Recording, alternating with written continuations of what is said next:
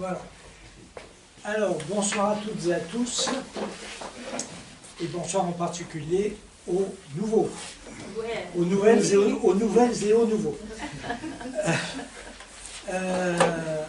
Donc aujourd'hui, nous allons opérer sans le concours de Jean-Pierre Crémieux, qui habituellement est là, mais c'est parce qu'il vient de perdre son frère,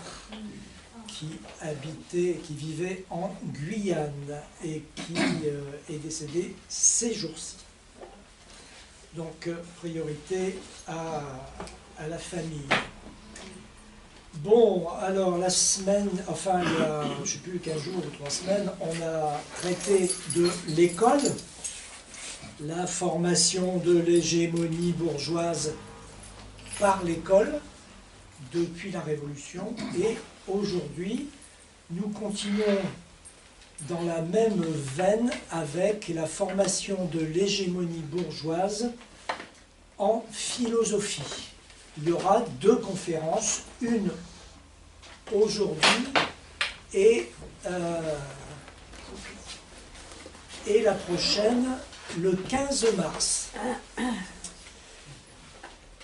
Donc, quelle est l'attitude, la politique, de la stratégie, etc., de la bourgeoisie nouvellement dominante en France après la Révolution? On va regarder ça, et pour cela, je vais m'appuyer sur un livre tout à fait génial de Lucien Sève. Lucien Sève, c'est un philosophe marxiste de l'après-guerre qui est décédé il n'y a pas longtemps, en 2020, et qui a publié en 1962 un ouvrage intitulé « La philosophie française contemporaine et sa genèse de 1789 à nos jours ». L'ouvrage est précédé d'un très long avant-propos, préface, je ne sais pas comment il faut dire, qui est intitulé « Philosophie et politique ». Très long, hein, une quarantaine, une cinquantaine de pages. Quand Sève publie cet ouvrage, il a 36 ans et il est membre du comité central du Parti communiste français depuis 1 an. Il va rester membre de ce comité central une bonne trentaine d'années. C'est le premier ouvrage marquant qu'il publie, et beaucoup d'autres vont suivre hein, jusqu'en 2020, vous pouvez imaginer, sa bibliographie prend des pages et des pages. En 1964, je les cite, ils portent sur des sujets intéressants. En 1964, il publie « Les dons n'existent pas ». Les dons n'existent pas. Et ça va faire un sacré scandale. Il va avoir des ennuis avec ses éditeurs, et aussi un petit peu, il faut bien le dire, avec le PCF, qui n'est pas très content qu'un jeune couillon d'à peine 40 ans publie un truc comme ça. Et en 1965, l'année après, l'année suivante, l'école et la laïcité, anthologie commentée des grands textes laïques. Et en 1969, c'est un chef-d'œuvre, marxisme et théorie de la personnalité, qui va connaître un nombre impressionnant de rééditions dans plusieurs langues, et en allemand, en anglais, en italien, en espagnol, en russe, etc., etc., etc. Donc je disais 2 conférences. Aujourd'hui, nous allons adopter 2 registres particuliers. Un premier registre qui va consister à regarder les choses d'un point de vue sociopolitique, regarder l'action de l'État dans cette affaire de l'hégémonie bourgeoise en philosophie. Un deuxième registre qui va être plus institutionnel, en l'occurrence l'université française du XIXe siècle,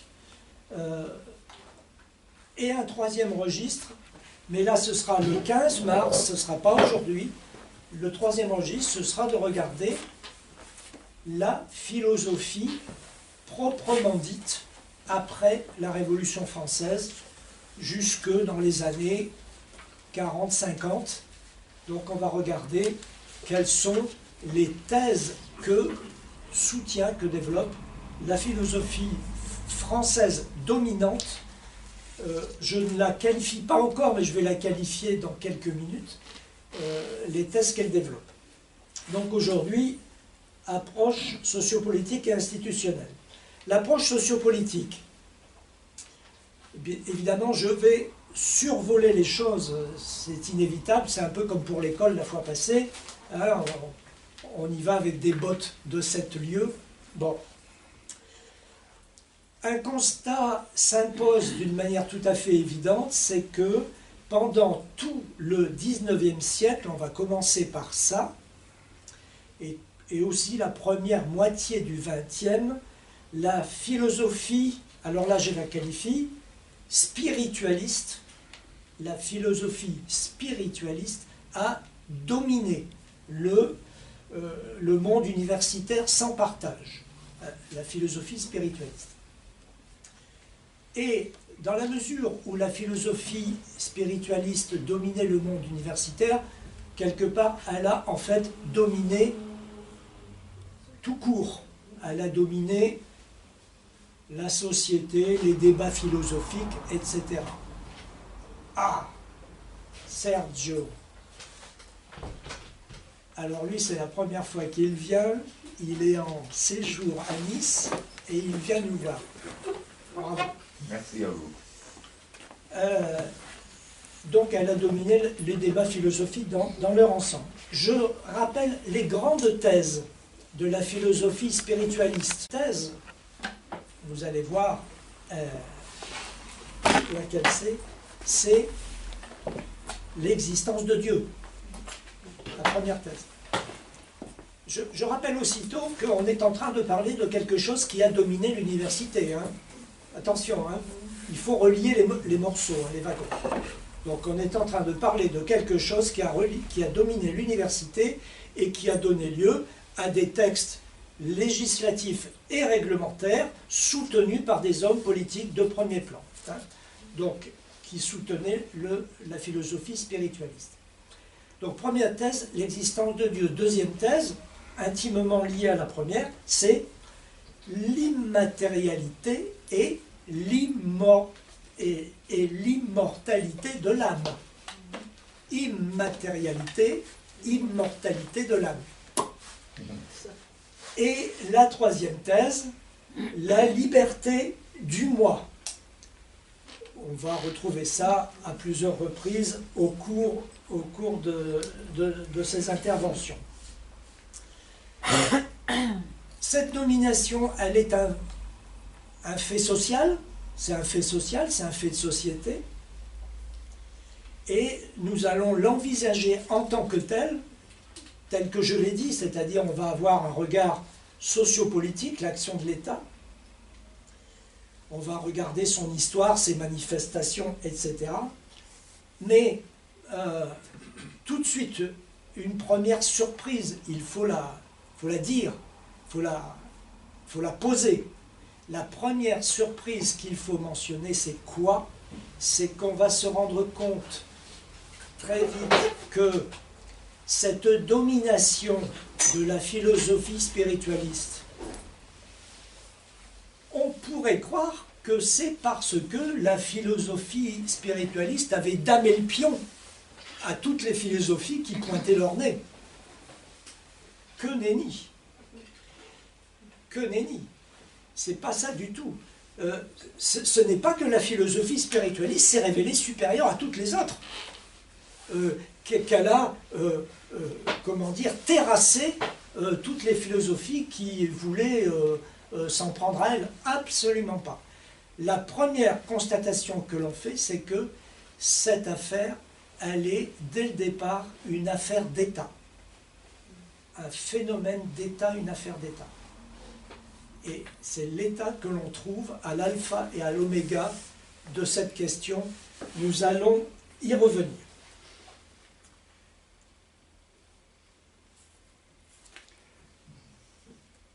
Je pense que c'est à moi. Ouais. Alors, je ne suis pas Montaigne, donc évidemment oui, ça ne peut pas marcher. Voilà, et puis moi je suis alsacien, je suis long à comprendre. Hein. Alors... On va profiter parce que les Alsaciens ne sont pas là aujourd'hui. Si, moi je suis carteronne alsacienne. Ah, voilà. Par contre, je comprends quart du tour. Hein. Bon, depuis la Révolution, la bourgeoisie et son État, à travers toutes leurs vicissitudes, se sont toujours intéressés de très près aux doctrines enseignées dans l'université. On cherchait, avec esprit de suite, à y imposer l'option spiritualiste à l'éclusion de tout autre, et cela au nom d'intérêts de classe et de calculs politiques parfaitement identifiables. Voilà, donc, affaire d'État. Je vais décrire, illustrer, documenter cette thèse en 7 étapes historiques. Hein, et je vais commencer par la première, évidemment la plus logique, c'est le consulat et l'empire. Hein, le tournant des années 1790-1800 jusqu'à 1815. Alors, en peu d'années, dès les premières années de cette période, d'une quinzaine d'années, la grande bourgeoisie infléchit sa politique et l'idéologie de l'État et de la nation.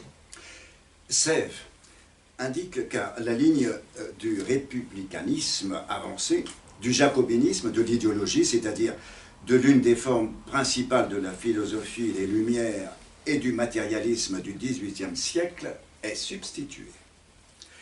La ligne de la réaction sociale, du pouvoir monarchique, du concordat clérical, de l'obscurantisme philosophique.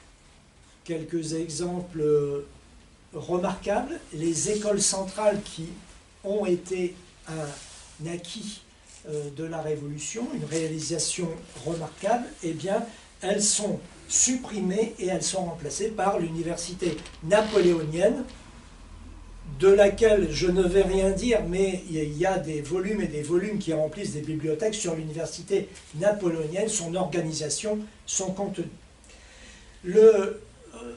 Autre exemple, une citation cette fois-ci, le 14 mai 1802, Pierre-Louis Roederer présente au corps législatif la nouvelle université impériale en ces termes.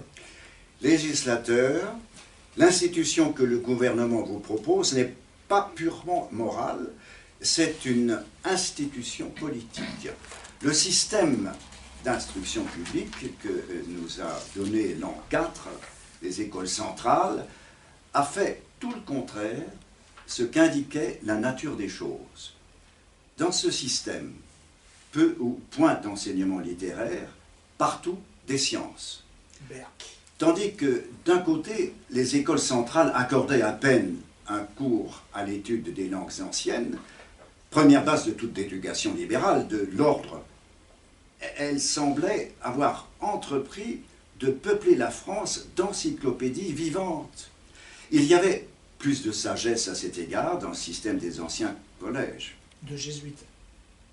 Oui, c'est pas marqué. Non, mais... L'instruction publique et la religion sont et doivent être deux institutions différentes qui concourent au même but par les moyens qui leur sont propres et qui sont loin de s'exclure mutuellement. L'instruction, la religion, qui rétablit l'une, a aussi rappelé l'autre, car c'est elle qui a tendu les bras à la religion, et cette grande restauration que certains regardent comme le triomphe de l'un des deux, fait assurément la gloire de l'une et de l'autre. Voilà. Donc là aussi, on retrouve un peu le ton que l'on a trouvé pour la conférence sur l'école avec toute la kyrielle de citations, où on avait une espèce d'extraordinaire franchise, naïveté franchise des hommes politiques de l'époque qui s'exprimaient sur leurs intentions, qui dévoilaient leurs intentions. Mais alors, il n'y avait aucun angle mort, etc. On savait exactement, quand ils avaient parlé, ce qu'ils avaient voulu faire, quoi. Hein, tu te souviens des citations de l'époque, d'il y a quelques semaines. Et bien là, c'est pareil, tout est dit en une douzaine de phrases, tout est dit et bien dit. L'instruction publique, c'est une question politique, voilà, c'est dit. Il faut une religion pour le peuple, c'est dit. Les collèges religieux de l'Ancien Régime, c'était bien. L'esprit scientifique, voilà l'ennemi. Les études littéraires, c'est bien mieux, c'est bien plus formateur. Et au même moment, alors que Roederer disait ça, au même moment, Chateaubriand publiait l'esprit le génie du christianisme, le génie du christianisme, publiait ça, ouvrage qui a marqué le début du XIXe siècle. Autre citation encore, c'est celle qui vient du Moniteur universel et qui rapporte les consignes que Napoléon avait transmises au grand maître de l'université de l'époque, Louis de Fontane. Sa Majesté, il s'agit de Napoléon, veut un corps dont les doctrines soient à l'abri des petites fièvres à la mode, qui marchent toujours quand le gouvernement sommeille, dont l'administration et les statuts deviennent tellement nationaux qu'on ne puisse jamais se déterminer à y porter légèrement la main. Si ces espérances se réalisent, Sa Majesté veut trouver dans ce corps même une garantie contre les théories pernicieuses et subversives de l'ordre social dans un sens ou dans un autre. Donc il a raison de souligner Sa Majesté. On est à quelques encablures du raccourcissement du citoyen Louis XVI et on voit réapparaître en 1801, 2, 3, 4, 5, hein, voilà. Là c'est je sais pas, c'est les années 1800, hein, Fontane, grand maître de l'université, et on reprend Sa Majesté. Voilà. Donc c'est un indice assez fort du basculement, hein, du basculement de l'opinion chez les puissants. Donc les choses sont claires. Le tournant politique et le tournant philosophique, c'est tout pareil, c'est la même chose, c'est la même opération. Et l'université est un instrument politique au service de l'ordre bourgeois. Et pour cela, il faut se débarrasser d'une catégorie particulière de doctrinaires, d'idéologues, de philosophes. C'est ceux que l'on a appelés, je viens de prononcer leurs mots, les idéologues. Les idéologues, ce sont des philosophes, on pourrait dire des intellectuels organiques, des gens qui se voulaient des intellectuels organiques de la bourgeoisie politiquement aux commandes. Et ils ont été créés par Pierre Royer-Collard et dans les années 1790.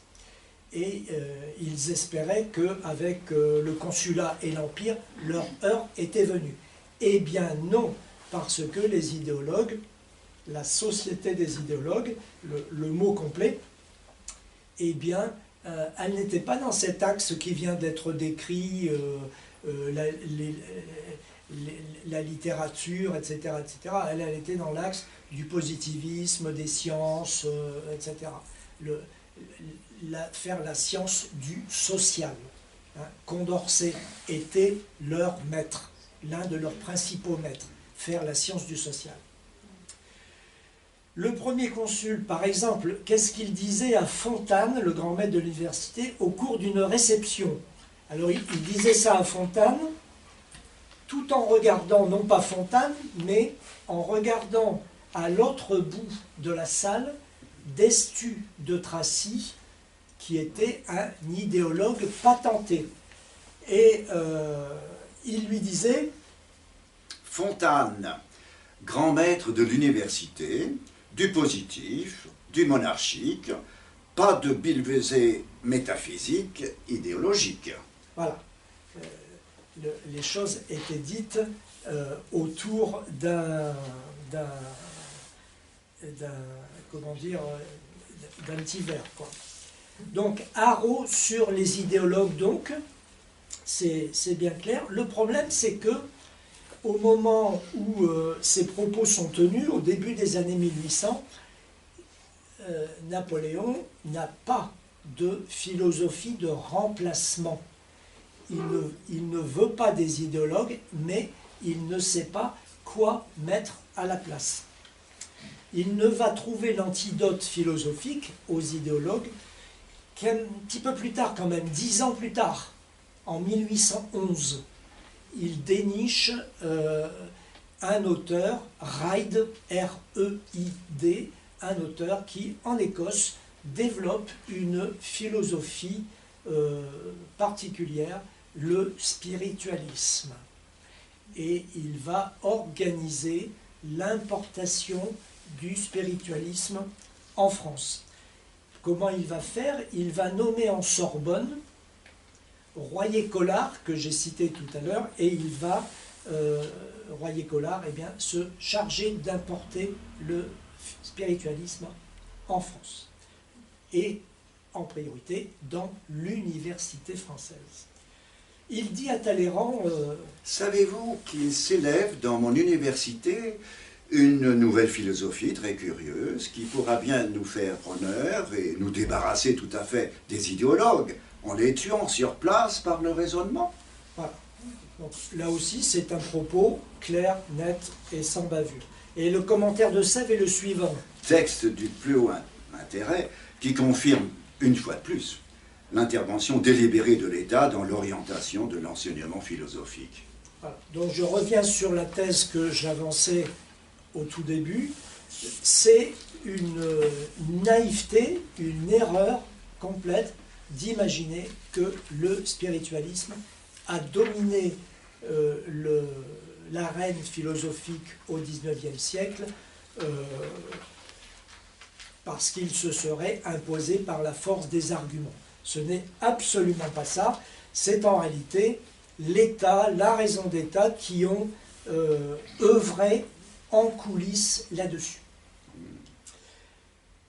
Et Napoléon ne va pas s'arrêter là. Bon, Bonaparte va devenir Napoléon, l'Empire, etc. etc. Sur les idéologues. Comme les idéologues se servent du tribunat, qui est une des institutions politiques de l'Empire, du consulat. Comme ils se servent du tribunat comme d'une tribune, ils se servent du tribunat comme d'une tribune, eh bien, il va supprimer le tribunat. C'est comme si aujourd'hui on supprimait, par exemple, peut-être, pour comparer, sans exagérer, le Conseil économique et social. On le barre de la carte. Voilà. C'est même pire que ça. Si je me souviens bien, le tribunat sont des magistrats qui discutent les projets législatifs voilà. du consul, et puis ensuite... Alors il faudrait comparer avec le Conseil d'État, peut-être. Oui, moi je dirais presque le Sénat. Le Sénat, voilà, le Sénat. Donc c'est quand même un geste sacrément lourd, hein, sacrément lourd. Enfin, il fallait quand même le faire. Donc il le supprime. Les idéologues, par ailleurs, règnent sur la classe des sciences morales et politiques de l'Académie. Conclusion, il va supprimer la classe des sciences morales et politiques. faut arrêter, je ne vais pas me laisser emmerder par des idéologues. Comme la revue des idéologues, la décade philosophique, exerce une grande influence, eh bien, Napoléon va tout faire pour la mener à sa ruine financière, et bien sûr, il va y arriver. Elle va disparaître, la revue. Par ailleurs, les prises de position de Cabanis, qui est l'un des grands idéologues de l'époque, elles vont être durement contestées par commande. Napoléon va commanditer des personnes pour contester ses positions dans le journal des débats. Et un dernier exemple, l'astronome Jérôme Lalande, qui avait le défaut d'être athée, va être réduit au silence. Ce sont des exemples que Sèvres mentionne. Il y en a d'autres. Voilà, ça donne tout de suite une idée de la multiplicité des formes d'intervention dans cette affaire. Voilà pour le consulat et l'Empire. Je passe à la Restauration et à la monarchie de Juillet. Là, nous avons une source intéressante sur laquelle Sèvres s'appuie. C'est un livre de Victor Cousin. Nous allons reparler de Victor Cousin plusieurs fois, qui publie en 1844 « Défense de l'université et de la philosophie ». Et c'est un ouvrage dans lequel il explique, où il commente, il présente et il commente les discours qu'il a prononcés à la Chambre des Pairs en avril-mai 1944 pour défendre sa loi sur l'école.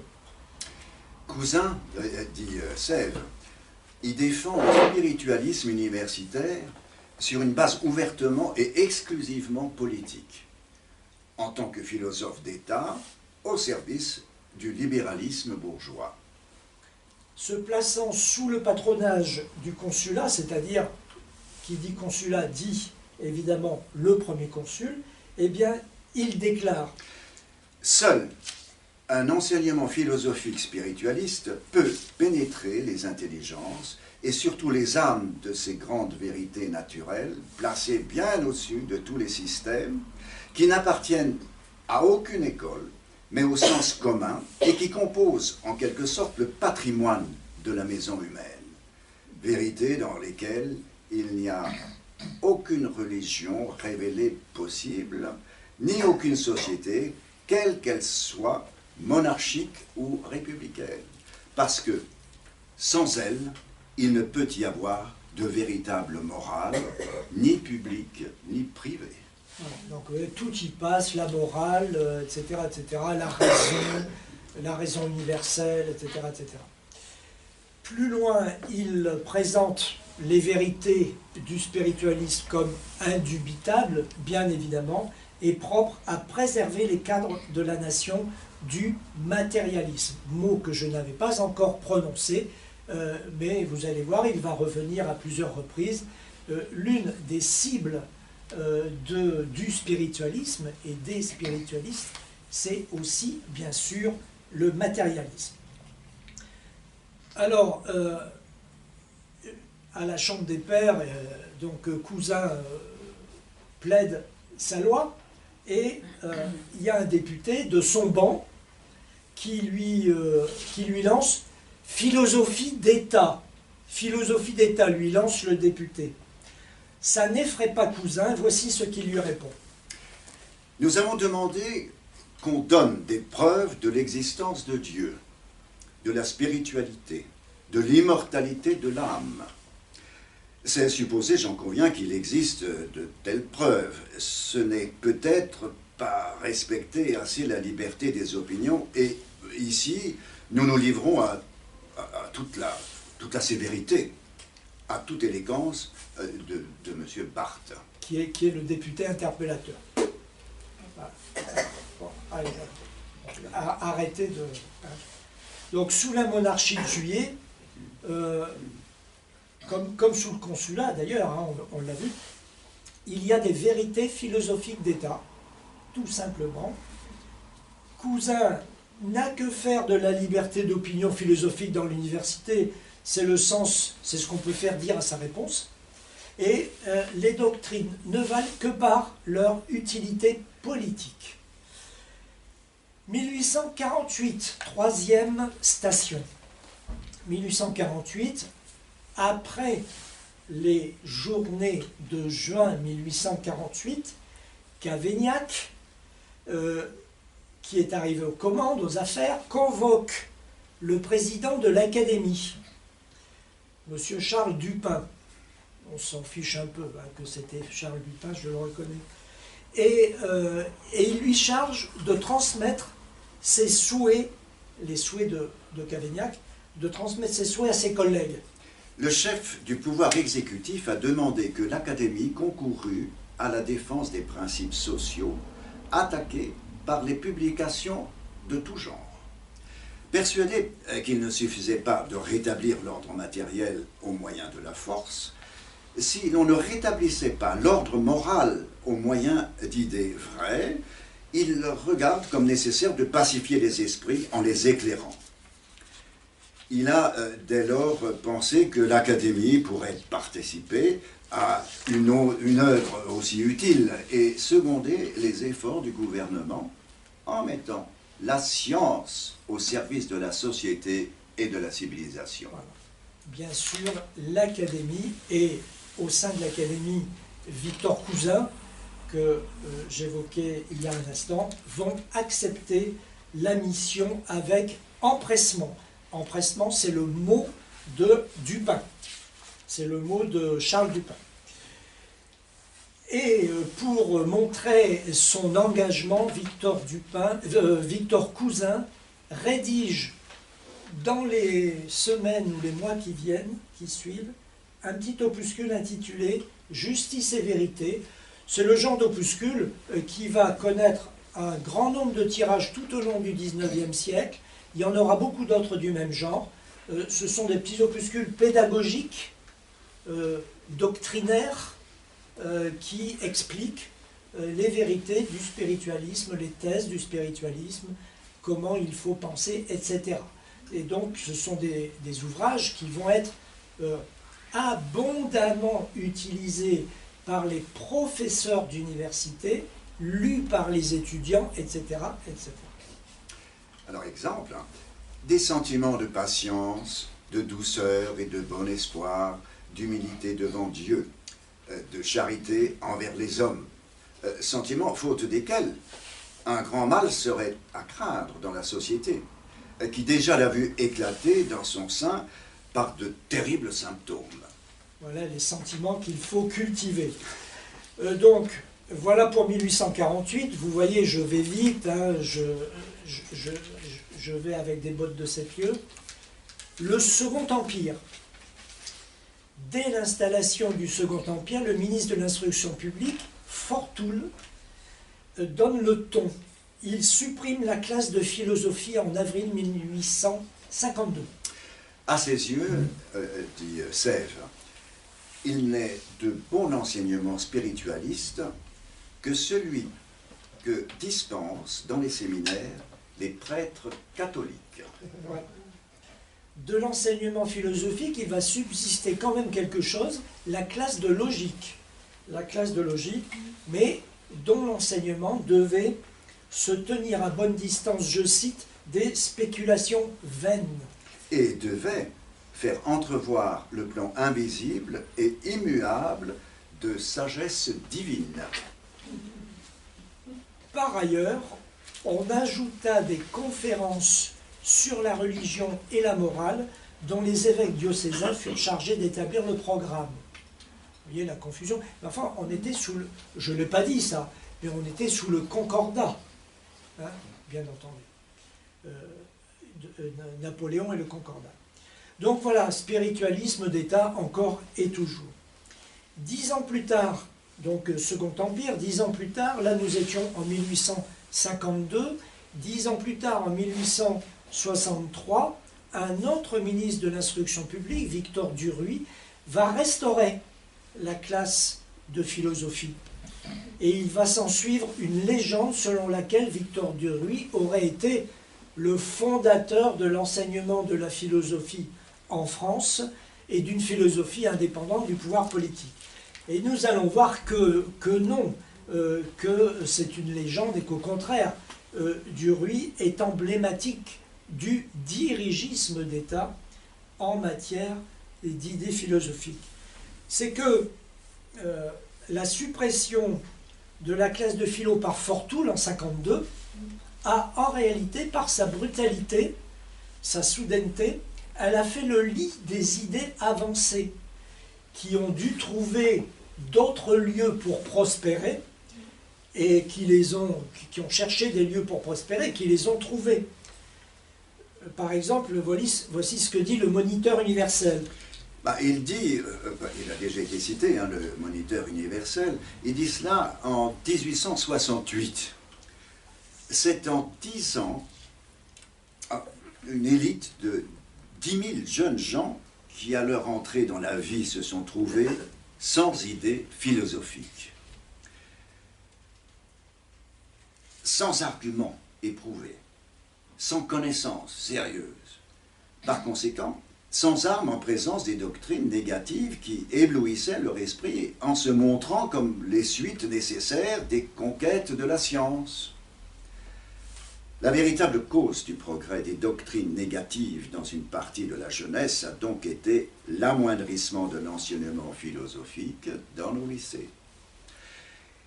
Les études philosophiques de nos lycées sont le meilleur remède au matérialisme. Que les choses soient bien claires, dit Sèvres. Oui, ce que Duruy et la bourgeoisie libérale entendent par enseignement philosophique, c'est l'endoctrinement spiritualiste. C'est la lutte contre les idées avancées. Vous voyez le lien qui est fait entre la science et les idées négatives, les idées pernicieuses, idées négatives, la science, etc. Le lien qui était fait dans la citation du Moniteur universel. Les intentions de Fortoul en 1852 n'étaient pas en cause. Il a cru bien faire, Fortoul, en 1852. À l'époque, elle pouvait même être considérée comme excellente, du point de vue de la bourgeoisie, j'entends, bien sûr. Mais bon, les résultats n'ont pas été au rendez-vous. Les conséquences, elles ont été ce qu'elles ont été. Elles ont été imprévues, mais elles ont été ce qu'elles ont été. Et Duruy parle très bien de tout cela. Messieurs, il est une doctrine avec laquelle l'université ne peut pas vivre. C'est le matérialisme. Il en est une autre sans laquelle l'université ne saurait exister. C'est le spiritualisme. Dès mon entrée au ministère, je préparais la restauration d'un véritable enseignement de la philosophie, c'est-à-dire le spiritualisme. Voilà. Là, vous avez une excellente mise en perspective, en condition. Hein.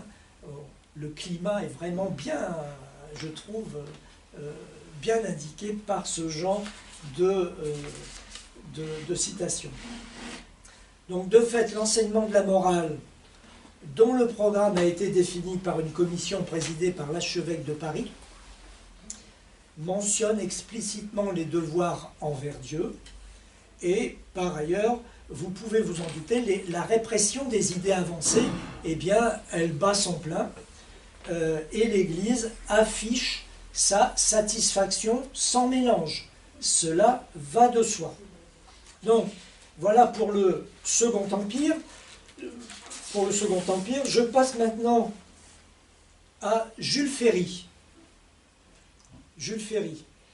Vous allez peut-être me dire, là, avec Jules Ferry, l'approche de Sèvres, peut-être, va montrer ses limites. Parce que quand même, Jules Ferry, ce gentil Jules Ferry. Eh bien, vous allez voir.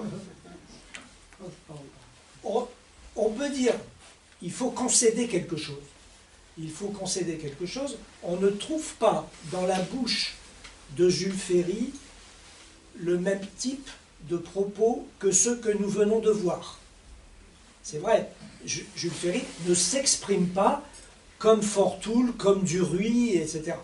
Hein, cette espèce de naïveté surréaliste là, qui sort, ce fleuve de vérité qui sort de la bouche de ces gens-là.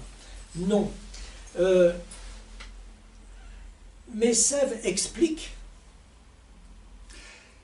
l'essor des forces démocratiques et du mouvement socialiste, l'audience croissante de la pensée scientifique et de la philosophie matérialiste rendent de plus en plus difficile pour l'État bourgeois le maintien rigide du monopole spiritualiste dans l'université, qui s'ouvre irrésistiblement à des idées nouvelles. Alors, il faut dire là, il faut signaler Saint-Simon, Durkheim, etc., etc. Il y en a plein, je suis sûr que j'en oublie plein. Donc il y a, on voit apparaître la sociologie, carrément, une nouvelle discipline se crée sous les yeux des contemporains, là. Jules Ferry, lui, il ne peut pas l'ignorer, cette discipline. Elle a même droit à des articles dans le dictionnaire, elle va avoir droit à des articles dans le dictionnaire de pédagogie et d'instruction primaire de Ferdinand Buisson, dans les années 1877-78, et puis dans la deuxième édition en 1911. Donc là, la sociologie, elle est bien installée, et par ailleurs, les idées laïques ont également progressé, y compris d'ailleurs chez les dirigeants républicains, chez les propres dirigeants républicains du parti de Jules Ferry. Mais Jules Ferry déclare devant le Sénat le 31 mai 1833, voici ce qu'il dit. « Nous avons promis la neutralité religieuse.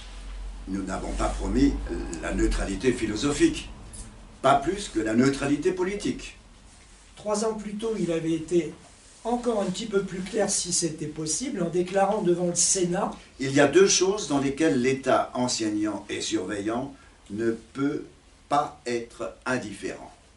C'est la morale et la politique, car en morale, comme en politique, l'État est chez lui, c'est son domaine, et par conséquent, sa responsabilité. » Fin 1880, dans la même veine, à la Chambre.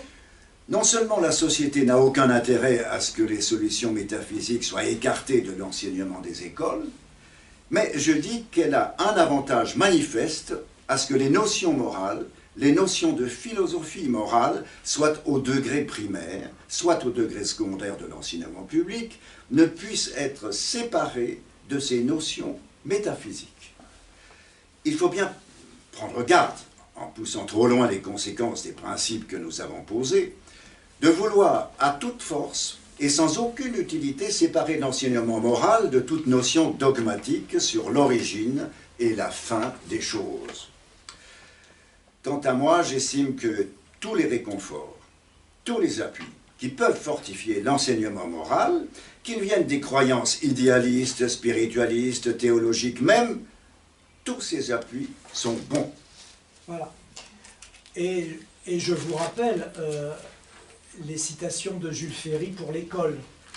Vous vous souvenez quand il dit attention, si nous ne créons pas notre propre école républicaine, école du peuple, c'est ainsi qu'elle va être appelée, il y en a d'autres qui vont le faire.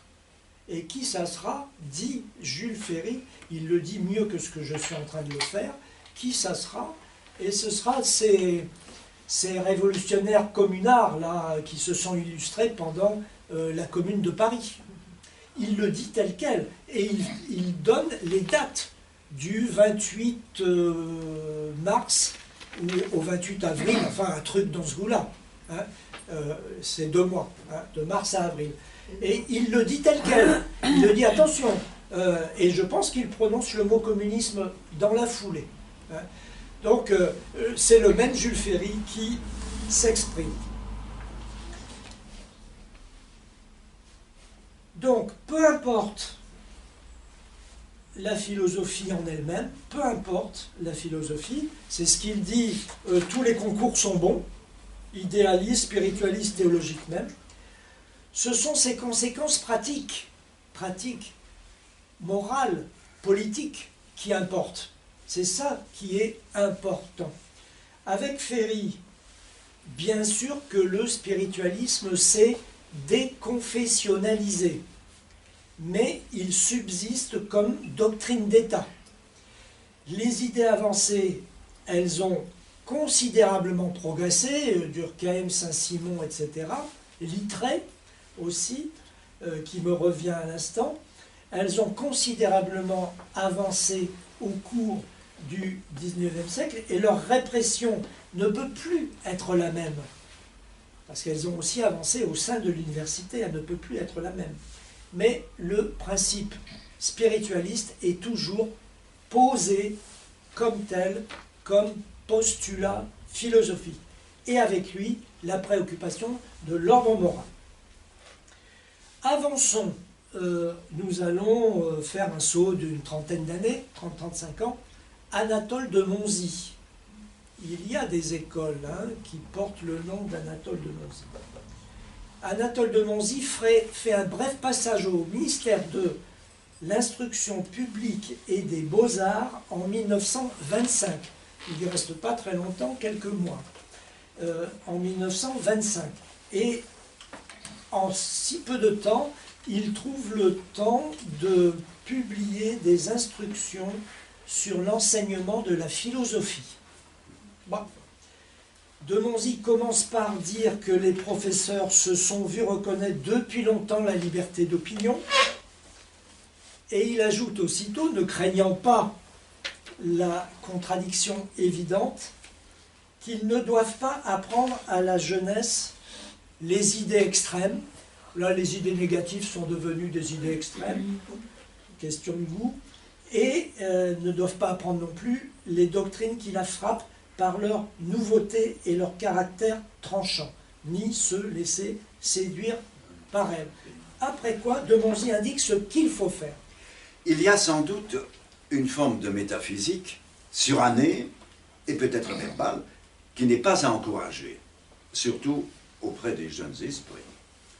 Certains professeurs envisagent sous cet angle cette partie du cours peuvent être naturellement tentés de lui accorder qu'un intérêt tout historique et rétrospectif. Mais nous ne sommes plus au temps où une antithèse aiguë et radicale était établie entre la métaphysique et la science positive. Elles nous paraissent beaucoup plus tôt s'être rapprochées. Le philosophe n'est pas étranger à la science, ni défiant à son égard, et les savants, en raison même des progrès récents, ont acquis en général un sentiment plus net et plus vif que leur science, au moment où, sans avoir touché sa borne, elle est obligée de s'arrêter. Susciter des questions que, si l'observation ni la démonstration rigoureuse ne peuvent résoudre, et qui pourtant s'imposent à l'esprit. La métaphysique peut donc et doit donc par suite être abordée dans un esprit parfaitement harmonique, sinon identique, à celui de la science. Voilà.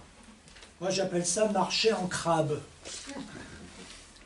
Le ministre ne peut plus demander l'enseignement comme ça frontalement. Il ne peut pas demander l'enseignement des vérités du spiritualisme. Ce n'est plus l'époque, 1925. On est encore 30-40 ans après les grands sociologues, etc. Non, il ne peut plus demander ça. Et il les qualifie même de surannés, ce qui n'est quand même pas rien. Mais il demande qu'elles soient présentées comme harmoniques, c'est son terme, avec les vérités de la science. Voilà, ce qu'il demande, donc c'est... on ne sait pas trop exactement comment, je ne sais pas comment on peut faire, mais peut-être que les instructions sur l'enseignement de la philosophie étaient précieuses pour savoir comment il fallait faire. Bon, vous voyez, les choses changent au fil des décennies. Et j'en arrive à la 7e station, il n'y en a pas 12, hein. Je m'excuse. Il y en a que 7. Alors la septième station, c'est Michel Debré. En 1957, un peu avant la Ve République, alors qu'il n'est évidemment pas encore ministre du général de Gaulle, il publie « Ces princes qui nous gouvernent ». C'est bien oublié, un ouvrage comme celui-là, bien sûr. « Ces princes qui nous gouvernent ». Encore une lecture instructive, vous allez voir. Debré fustige les doctrines négatives. Il y a longtemps qu'on ne les avait pas vues, celles-là, les doctrines négatives, déjà rencontrées au cours de notre parcours. Et lui aussi, il insiste, bien entendu, sur le côté moral et politique de l'enseignement. Concentrant son attention sur l'instruction morale et civique, il affirme qu'elle est une obligation de l'enseignement. Tous les hommes d'État, tous les fondateurs de l'université ont eu claire conscience de cette vérité. L'école républicaine a été créée et développée à la fin du XIXe siècle par et pour le patriotisme. Où en sommes-nous? La morale est devenue article de philosophie, le civisme a été orienté vers l'enseignement rare et médiocre du mécanisme de nos institutions. Aucune part au réel, aucune part à l'idéal. Quant à la patrie, elle est supposée connue, aimée, servie. Il n'en est plus guère parlé. Un esprit idéologique et souvent partisan a remplacé l'esprit national. Heureux quand l'orientation de l'enseignement public n'est pas pire encore. Une nation ne peut pas vivre avec une organisation amorale et apatride d'enseignement. Commentaire de Sèvres. Ne croirait-on pas l'ombre du général Bonaparte donnant ses instructions à l'ombre des fontanes du monarchique, pas de pilversée idéologique. Vous vous souvenez de cette citation de Bonaparte tout à l'heure. Pour Debré, l'enseignement doit défendre les bases de la société, bourgeoise bien sûr, mais il dit cela plus joliment que moi, bien sûr, qui suis un... L'enseignement philosophique a la mission patriotique de concourir à la défense des principes sociaux et de mettre la science au service de la société. Voilà, pour la théorie, à l'époque de Debré, à l'époque, je simplifie un tout petit peu, à l'époque de la Ve République, j'anticipe de juste quelques années. Mais la pratique, elle est à l'unisson, après la théorie, la pratique. Au cours des mêmes années, Jean Guiton, cet homme, ça vous dit quelque chose sans doute, hein, un petit peu. Jean Guiton, qui fut théoricien et praticien du pétainisme, ne l'oublions pas, peut-être que tu en as le souvenir, eh bien, il est élu à l'Académie française. Voilà. Je serais curieux de voir ce qui a été dit à cette époque-là. Ça soulevait quand même une polémique. Ah, ça soulevait une polémique. C'est pour ça que je me tourne vers toi. Oui. D'accord. D'autant plus qu'à l'époque, il ne faut pas l'oublier, c'était le début de la guerre de libération d'Algérie. Eh bien oui, en plus. Et on venait de vivre l'Indochine. Ouais. Donc il y avait une résonance quand on parlait de nation, de liberté pour les peuples, faire décider leur sort, etc. Donc, ça a quand même eu... D'accord. Même dans l'enseignement, pour ceux qui étaient comme des instituteurs et tout ça, ça a eu une résonance. D'accord. D'accord. L'Académie française, donc la même Académie française, dans ces mêmes années, elle attribue son prix annuel au thomiste Jacques Maritain. Thomiste, T-H-O-M-I-S-T-E, Saint Thomas, Saint Thomas d'Aquin. Jacques Maritain, bon, pareil, on va dire un idéologue de l'époque, qui est donc un thomiste, et l'Académie française lui attribue son prix. Et Saint-Augustin, pour ce qui le concerne, eh bien, il est mis au programme des classes de philo. Donc, encore une fois, le spiritualisme ne désarme pas. Ne désarme pas. Voilà, pour ce parcours, commencé avec Bonaparte, Napoléon et qui s'est poursuivi jusqu'à Michel Debré, cette étape, je vois bien, je concède que ça a pu avoir un petit côté de répétition, bien entendu, puisqu'à chaque étape, finalement, on a conclu à peu près la même chose. Hein. Spiritualisme encore et toujours, et avec toutes les citations que nous avons débusquées. Mais bon, c'est comme pour l'école de l'autre fois, ces citations, elles font office de preuve. Si nous n'avions pas recours à ces citations, je ne suis pas sûr que notre discours serait aussi crédible, dans la mesure où là, on abat des idoles. Bon, c'est surtout Jules Ferry qui est visé, là. Hein. Les autres, ils sont il y a bien longtemps... bon, mais c'est intéressant. Disons que je relativise. C'est surtout dans notre société d'aujourd'hui, Jules Ferry qui continue de faire l'objet d'un culte. Hein. Les autres, il y a bien longtemps que leur culte est éteint, est vraiment éteint. Mais Jules Ferry, non. Hein, pas du tout.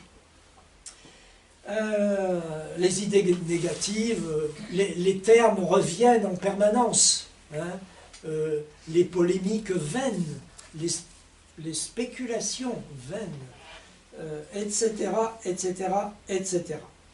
Bref, le cap idéologique a été inchangé, c'est-à-dire le spiritualisme. La question qui demeure, elle est la suivante. Jusqu'à présent, ce que nous avons fait, c'est que nous sommes allés chercher des gens, des hommes politiques, qui de l'extérieur du système universitaire indiquaient leurs orientations, leurs souhaits, leurs désirs. Qu'est-ce que cela donnerait si on entrait un petit peu on commençait à entrer dans le système? Non pas encore dans la classe, ça ce sera dans 15 jours, la conférence suivante. Non pas encore dans la classe, ou bien dans les manuels, dans la philosophie elle-même, c'est la prochaine fois. Mais pour aujourd'hui, faisons un pas de plus. Et ce pas de plus, ce serait, disons, de rentrer dans l'institution elle-même.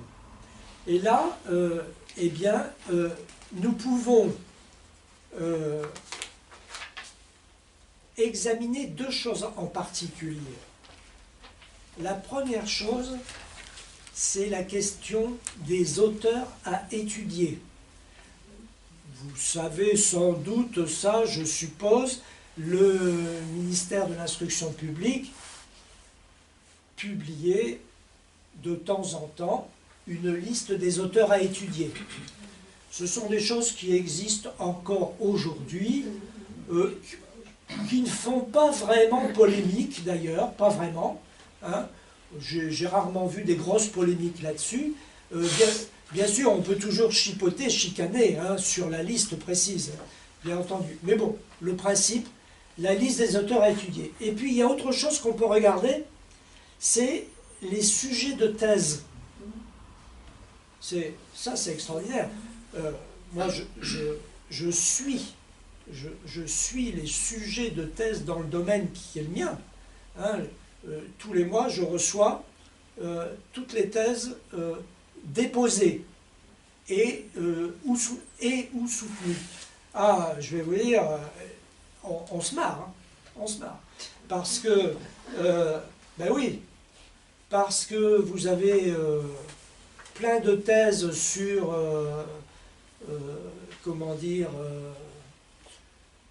je vais être limite, mais qui sodomisent les anophèles. Tu fantasmes. Vous en avez, et on cherche quand même les thèses qui creusent les questions chaudes que nous évoquons dans notre séminaire. Bon, la liste des auteurs à étudier. Prenons la liste des auteurs à étudier en classe de philosophie au lycée. Victor Cousin en parle en ces termes en 1844 devant la Chambre des Pairs, lieu très officiel. Dans la liste, cette liste, messieurs, daignez, voilà ce qu'il dit, excusez-moi. Cette liste, messieurs, daignez en croire mon expérience, agit plus profondément sur l'enseignement que le programme des questions. Voilà. Je ne suis pas mon texte, encore une fois. Et dans la Donc, liste de 1814, tu trouves encore autre chose. Tu trouves Platon quand même. Hein. Platon, Aristote, Descartes, Arnaud, Malebranche, Fénon, Bossuet, Le Père Buffier, Clarke, Leibniz, Locke et Wright. Pas un seul matérialiste. Pas un seul philosophe des grands philosophes français du XVIIIe siècle. Voilà. Bon, je vais essayer de suivre mon texte d'un peu plus près. Sous le Second Empire, il va y avoir des évolutions. Locke et Reid sortent de la liste. Reid, j'ai prononcé son nom 2 ou 3 fois.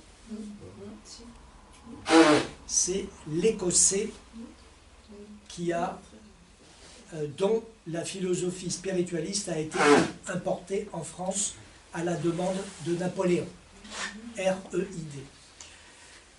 Et quand ces gens-là vont sortir, eh bien c'est Cicéron, Saint-Augustin et Pascal qui vont rentrer dans la liste des auteurs à étudier.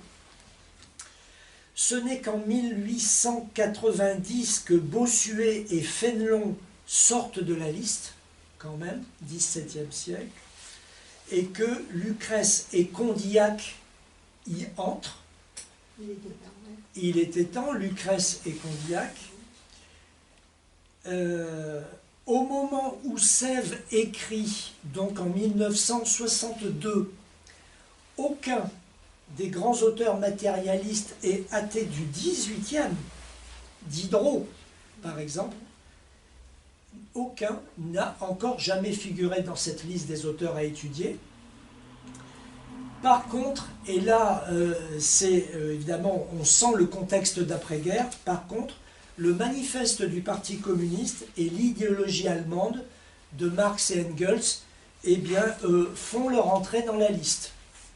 Ils en sortiront plus tard, mais après la guerre, évidemment, le Parti communiste fait 30% des voix, et là, il y a quelqu'un quelque part qui s'est dit qu'il fallait faire un geste. Voilà pour la liste des auteurs à étudier.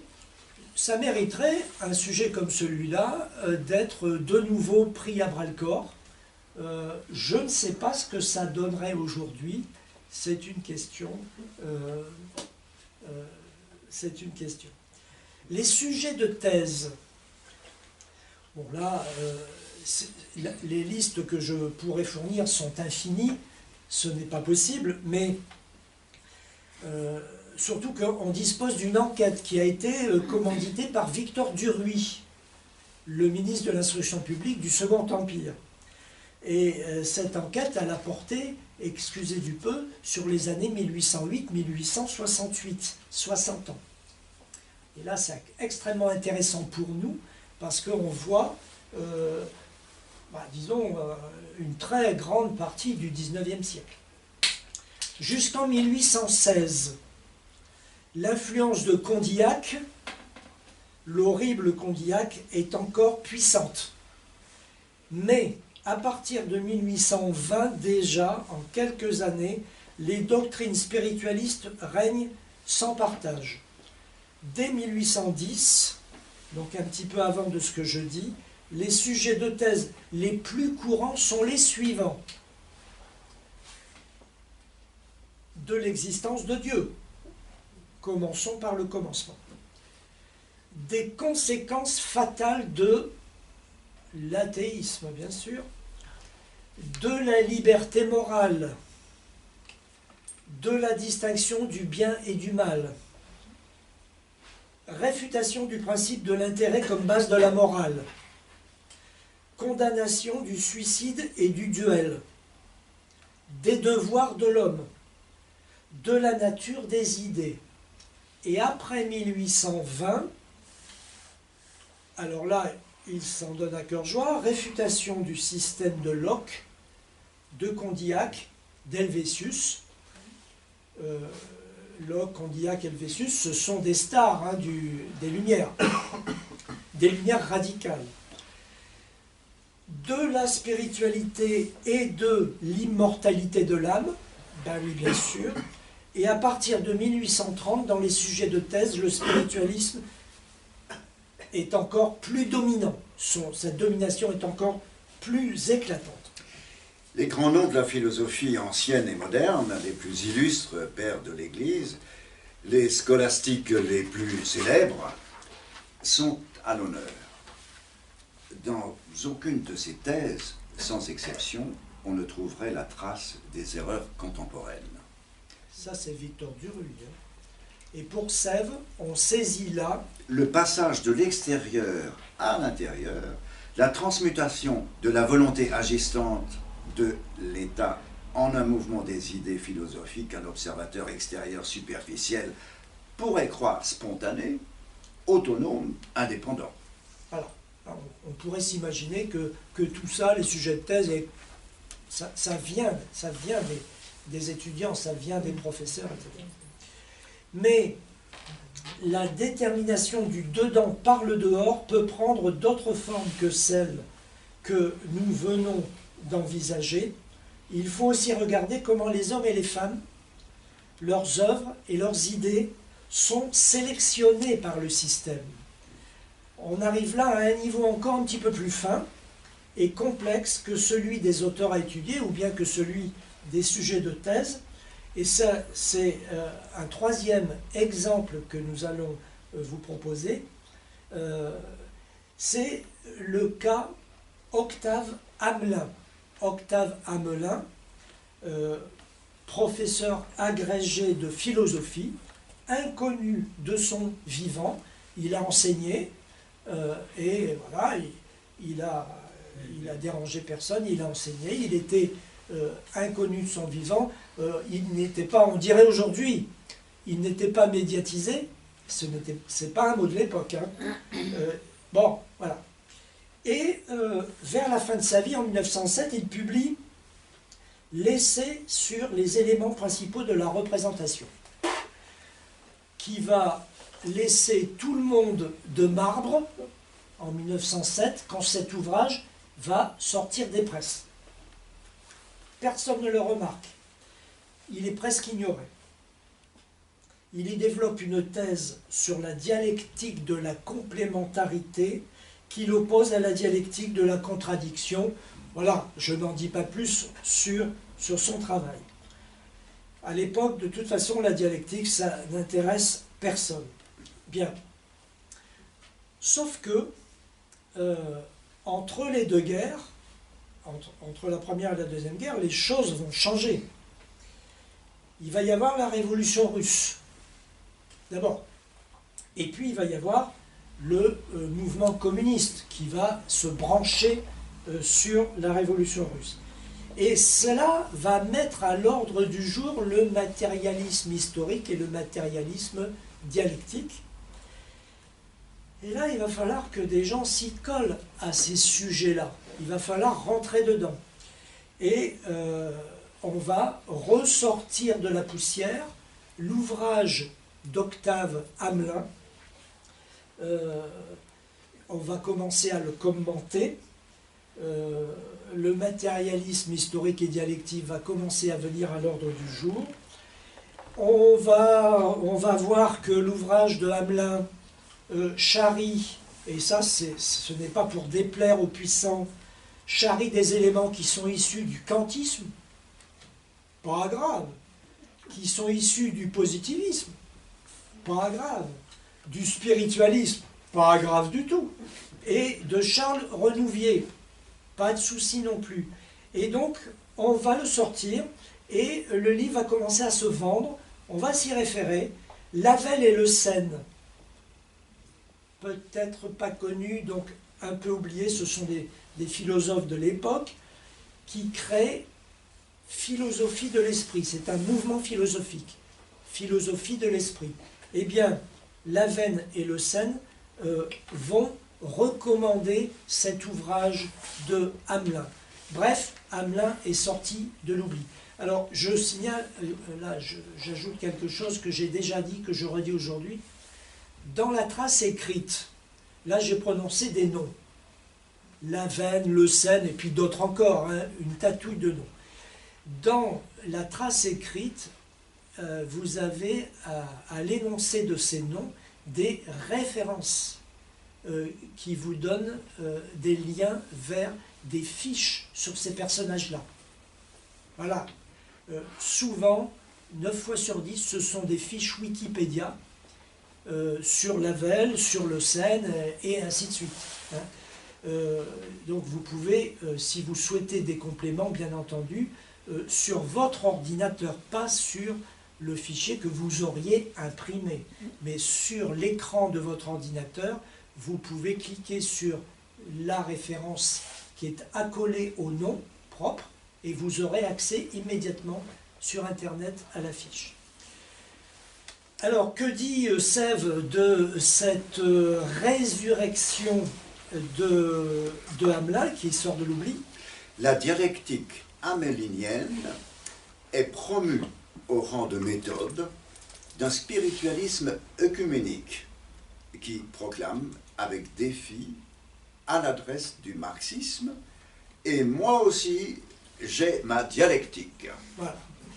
Ça, c'est une anecdote qui fait dire à Sèvres que il y a l'histoire de la philosophie, c'est quelque chose que nous connaissons bien et que nous apprécions aussi, hein, c'est intéressant, mais Sèvres dit il faudrait aussi faire l'histoire de la philosophie, pour voir comment la réception des philosophes peut changer d'une période à l'autre. L'enquête de Sèvres montre que la bourgeoisie au pouvoir produit des idées spiritualistes dans la tête des philosophes, puis sélectionne les idées que lui réfléchissent les philosophes spiritualistes. Et elle montre aussi que tant que le système ne rencontre pas d'obstacles véritablement majeurs, comme cela s'est en somme produit jusqu'à la Première Guerre mondiale, il s'évanouit en tant que système pour le philosophe bourgeois, et le cours spiritualiste que suit sa réflexion personnelle lui paraît résulter de tout ce qu'on voudra, sauf de la volonté de la classe dirigeante. Voilà. Autrement dit, là où, nous l'avons vu, là où l'extériorité règne en maître, le poids de la société, si vous voulez, là où l'extériorité règne en maître, eh bien, les acteurs finissent par ne plus voir que de l'intériorité. Le résultat de leur action à eux, à l'intérieur du système. Alors que c'est plutôt le résultat de l'action d'acteurs extérieurs, l'État au premier chef, qu'il faut voir. Et c'est quelque chose qui n'est pas du tout indifférent, parce que si vous voyez de l'intériorité partout, eh bien, de l'intériorité au don, il y a un écart faible. C'est vite fait de passer de l'un à l'autre. La théorie des dons, c'est-à-dire des individus qui sont faits pour ceci, faits pour cela, etc., comme on peut le voir dans le système de l'université au XIXe siècle. Donc, ces gens-là, les professeurs de philosophie, les acteurs de l'université de l'époque, qui sont issus, il faut aussi le dire ça, le mentionner, qui sont issus dans leur immense majorité de la classe des propriétaires, et principalement les propriétaires terriens. Nous sommes au XIXe siècle. Propriétaires terriens. Ces gens-là, ils n'obéissent pas à l'État bourgeois, ils sont d'accord avec lui. Ils sont d'accord. Ils n'ont pas le sentiment d'obéir à l'État bourgeois, ils sont d'accord. Et c'est aussi ce qui, selon Sèvres, explique que jusqu'à un certain point... Ce sont les philosophes spiritualistes eux-mêmes qui suggère au pouvoir bourgeois les mesures à prendre en matière philosophique. Un exemple. Helmut. S'il te plaît, en quoi consiste la théorie du don? Théorie du don. Ça consiste à dire que les individus ne naissent pas égaux en capacité et qu'ils sont préformés, prédestinés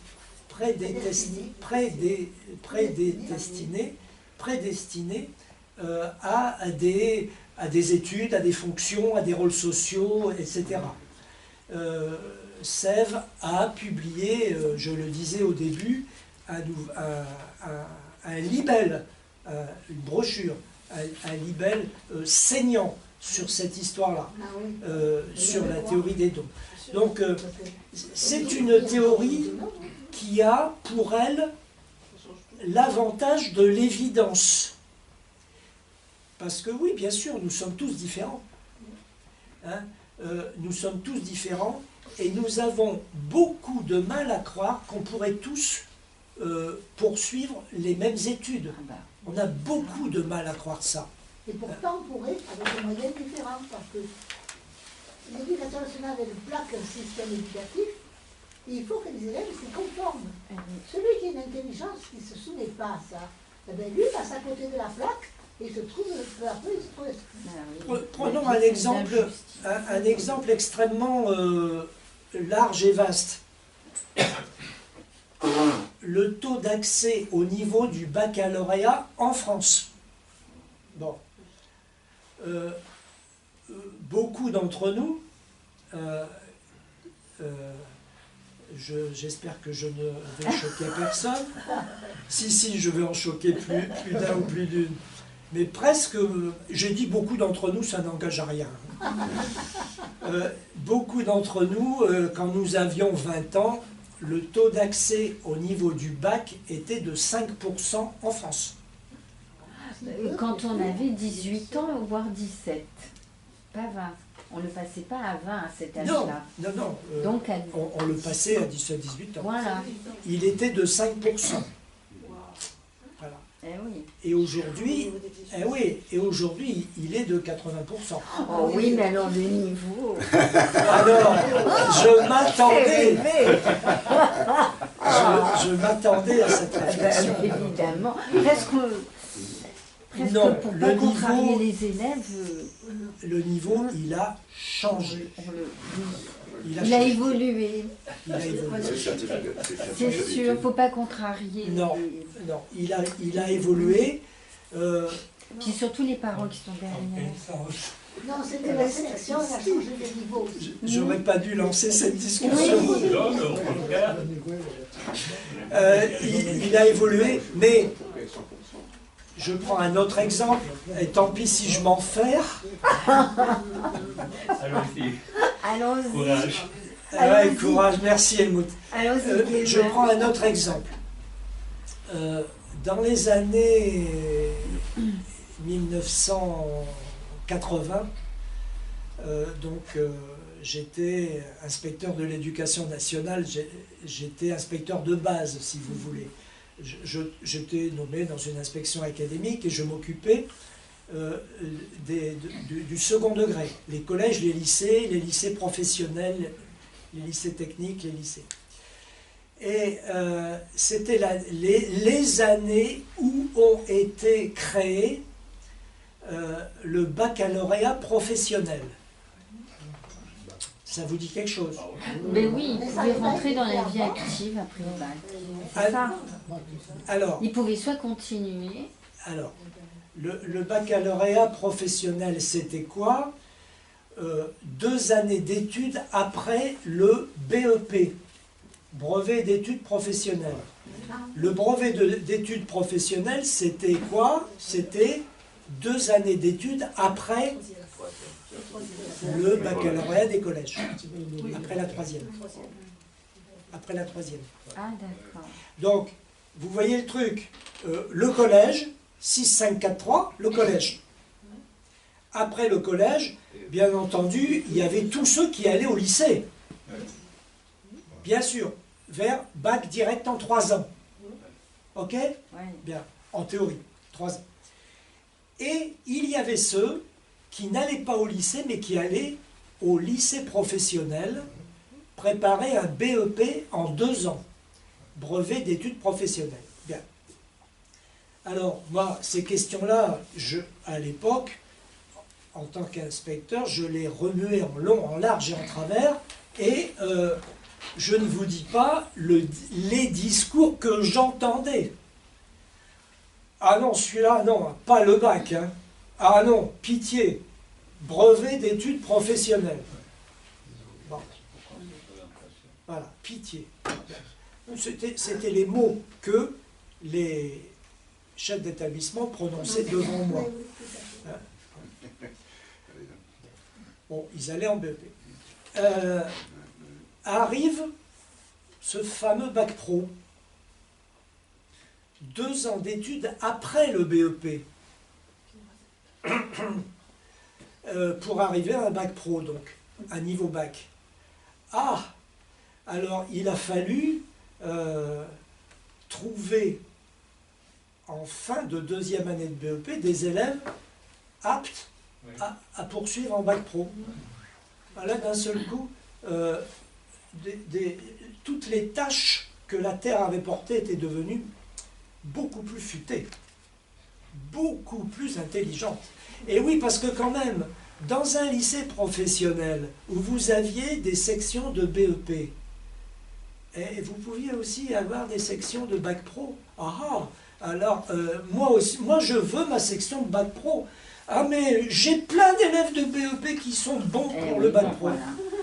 Et donc, je vous la raconte avec ce ton un peu amusé, mais redevenons sérieux. Au fil des ans, des tas d'élèves qui étaient des nuls de chez nuls sont devenus bons pour le bac pro. L'évolution darwinienne. L'évolution darwinienne. Et non seulement ils sont devenus bons pour le bac pro, mais les années passant, ils sont devenus bons aussi pour le BTS. Ça, vous connaissez. J'ai vu, moi, des dizaines et des dizaines de titulaires du bac pro entrer en BTS. J'en ai vu qui se vautraient carrément. Soyons honnêtes, hein. J'en ai vu, c'était pas une réussite. Mais j'en ai vu aussi les plus nombreux qui réussissaient. Alors, tout ça pour vous dire que l'échec, la réussite, c'est une construction sociale. Ne rapportons pas aux individus, sous ce vocable de don, ce sont des véritables conneries tout ça, hein. Ne rapportons pas aux individus des choses qui reviennent à la société. C'est la société qui construit l'échec et la réussite. Moi, je l'ai vu de mes yeux vus. Hein, je l'ai vu de mes yeux vus. Quand j'ai commencé... on a vu l'exemple avec le Covid. Quand j'ai commencé ma carrière d'inspecteur, le taux d'accès au bac avait déjà bien augmenté. Il était de 35-40%, déjà, dans les années 70-80. Mais quand j'ai terminé, quand j'ai pris ma retraite en 2010, eh bien, il était de 80%. Il n'a plus bougé depuis. Le système ne veut plus que ça augmente. S'il ne bouge plus, sachez-le, ce n'est pas parce que la population n'en veut plus. C'est parce que le système ne veut plus que ça augmente. Sachez-le. Moi qui vous parle, je suis bien placé pour le dire. Donc, voilà, la réussite et l'échec, c'est subtil, c'est plus subtil. Hein? Aléatoire, suivant les quotas qui sont exigés. Voilà. Voilà, donc, voilà pour aujourd'hui, donc, ce que nous voulions vous dire. La fois prochaine, nous rentrerons dans des considérations plus philosophiques, si on peut s'exprimer ainsi, parce que le spiritualisme, il faut bien le dire, aujourd'hui, plus personne n'en parle. Oh ben, qu'est-ce que c'est? Mis à part moi, Le spiritualisme n'en parle plus. Il n'a pas laissé de traces. Ah, si, chez les femmes. Quand on fait le bilan, Oui, chez les femmes, il a laissé des traces. quand on fait le bilan de la philosophie du 19e, certains auteurs disent que le 19e, pour la philosophie en France, ça a certes été une réussite pour la bourgeoisie, qui a imposé des principes, des thèses, des auteurs, etc., des ouvrages, enfin tout ce qu'on veut. Ça, de ce point de vue-là, oui, bien sûr, la bourgeoisie n'a pas raté son coup, mais le bilan pour la philosophie, il est en fait calamiteux. Calamiteux. Bon, ce n'est pas mon sujet, hein, ce n'est pas mon sujet, je suis sur l'hégémonie, donc je passe là-dessus très vite. Mais en tout cas, la fois prochaine, on regardera d'un petit peu plus près la philosophie spiritualiste. Donc c'est dans 15 jours. C'est le 15 mars, oui. 15 mars. Ah, 15 jours. Oui, oui. Et après ce sera l'histoire. La même chose, mais l'histoire. On termine là. Et bien on termine là. Voilà. Jean-Paul Fox. Voilà. À la prochaine. C'était bien.